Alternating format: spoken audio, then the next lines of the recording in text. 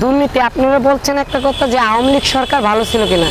আওয়ামী লীগ সরকার আমার মতো রাস্তার ফুটপাতের মানুষ কেন একেবারে যে মানে নিশা লেভেলের মানুষ যারা ভেন্ডি খায় বুঝে না, ওরা বলবে আওয়ামী লীগ ভালো কখনো এই দেশে ছিল না। আপনি আওয়ামী লীগের মধ্যে একটা মুক্তিযোদ্ধা দেখেন শেখ পরিবারের মধ্যে। শেখ সাহেব একজন ভালো বক্তা ছিল, সে ৭১-এর আগে ভালো নেতা ছিল, ৭১-এর পরে সে কিন্তু ভালো নেতা না। আমার মানে যতটুকু আমি লেখাপড়া জানি তার মানে ইতিহাস পড়া, কারণ ৭১-এর পরে ৭২-এ তিনি গিয়ে কী শুরু করছে, রাজতন্ত্র শুরু করে দিয়েছিল, যে ফেসিবাদ একটা সরকার তৈরি করছিল। তখন থেকে কিন্তু আওয়ামী লীগের উপরে একটা খুব মানুষের ছিল। আমি কিন্তু আন্দোলনের সময় বলছি, এই আন্দোলনের আগে প্রধানমন্ত্রী শেখ হাসিনা থাকা অবস্থা আমি কথাগুলো বলছি।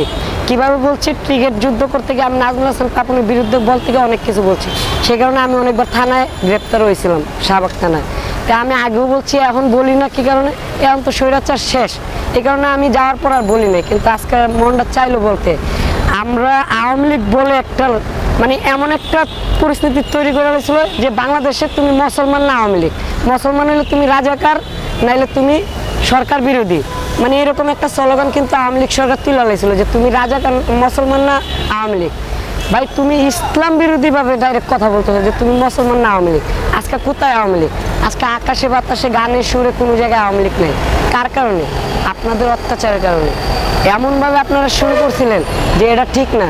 তো এদের থেকে শিক্ষা আগামী, আপনি যে বললেন যে আগামী যেই সরকার আসুক, দুর্নীতি যে একবারে হবে না, হবে, কিন্তু তুলনামূলক কম হবে। কারণ একটা শিক্ষা পাইছে ছাত্র জনতা, খালি যে ছাত্র জনতা যে তা না, সাধারণ রিক্সা চালকও গুলি খাইছে, আমি নিজেও গুলি খাইছি, ছিঁড়া গুলি আমার পিঠে। তো সব ধরনের মানুষ আসলে ধৈর্যের বাইরে চলে গেলে সবাই প্রতিবাদে আসবে। তো আশা করি বর্তমান যে সরকার আছে, ডক্টর ইউনূস সাহেব, ওনার অনেক সম্মান। আর বর্তমান যারা এই যে উপদেষ্টাদের দায়িত্বে আছে, তারা কেউ দুর্নীতির সাথে জড়িত না এবং দুর্নীতি মুক্ত এই বর্তমান সরকারটা।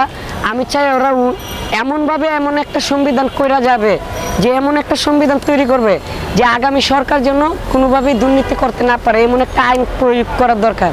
আর বর্তমান যে আইনে আমাদের দেশটা চলতেছে সংবিধান, এই সংবিধানটা কিন্তু পুরাটাই আপনি ইন্ডিয়াতে করা, দিল্লিতে বসে এই সংবিধানটা করা। হঠাৎ তাদের কথায় আমার জানা মতে সুভাষ রায় চৌধুরী নাকি একটা চৌধুরী, ইন্ডিয়ার একজন, আমাদের বাংলাদেশের সংবিধানটা তৈরি করছিল।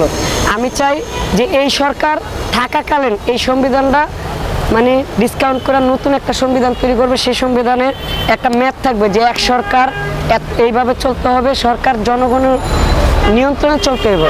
আমাদের দেশটা গণতান্ত্রিক, কিন্তু গণতান্ত্রিক নামে কামে মানে যে সরকারি আসে সেই চায় একটা নিজের মতো একটা তৈরি করতে, কিন্তু এটা না। এই যে আওয়ামী লীগ সরকারের আমলে 22 বার সংবিধানকে মানে কাটাছিড়া করা হয়েছে, এটা যেন না হয়। এমন একটা সংবিধান হবে সর্বদলীয়ভাবে, সর্বজনগণের মতে ভাবে, দরকার পড়ে একবার না 50 বার এটা ডিসকাউন্ট করে একটা সংবিধানই হবে। এই সংবিধান অনুযায়ী আমার দেশ, আমার জন্ম, আমার কর্ম, এই দেশ আমাদের কথা, এই দেশ চলবে। কেন আমি দিল্লির কথা শুনুম, কেন আমি পাকিস্তানের কথা শুনুম, কেন আমি চীনের কথা শুনুম? আমার দেশ, আমার রক্ত, আমার জন্ম, আমার মায়ের দেশ, আমার মাটি পুরে এই দেশ। সেভাবেই সংবিধানটা আমি চাই।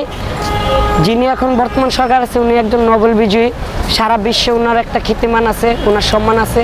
উনি ভবিষ্যতে প্রজন্মের জন্য এবং আগামী ভবিষ্যতের জন্য এমন একটা কিছু করা যাক যেন উনিও ইতিহাসের নামটা থাকে।